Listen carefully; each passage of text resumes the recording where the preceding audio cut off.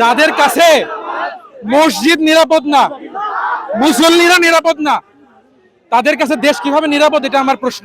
তারা সংবিধান শেখায়, এটা কোন সংবিধানের নিয়মের মধ্যে পড়ে যে তারা গায়ে হাত তুলবে আমাদের?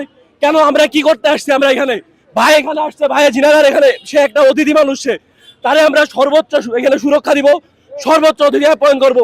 সেই জায়গাটাতে আজকে কেন আমাদের এখানে লাঠি চার্জ করা হচ্ছে? আমাদের এখানে ইয়া করা হচ্ছে। নামাজের আগে পর্যন্ত এখানে 2 গাড়ি পুলিশ ছিল, নামাজের ঠিক আগ মুহূর্তে কেন পুলিশ ছড়াই নেওয়া হলো এবং কেন মামলা হলো? আমাদের আইনমন্ত্রী আসাদুজ্জামানের নেতৃত্বে আমরা মসজিদ থেকে বের হওয়ার পরে ছাত্র দলের হকি স্টিক দিয়ে আমাদের উপরে সশস্ত্র হামলা তারা করেছে এবং এটা নেতৃত্ব দিয়েছে এখানে ইসলামী বিশ্ববিদ্যালয়ের ছাত্র দলের আহ্বায়ক। এবং আমরা মনে করি যে ডিরেক্টলি আইনমন্ত্রীর তত্ত্বাবধানে হয়েছে এবং আইনমন্ত্রীর এই বিচার একদিন আমরা ইনশাআল্লাহ করব বাংলার মাটিতে।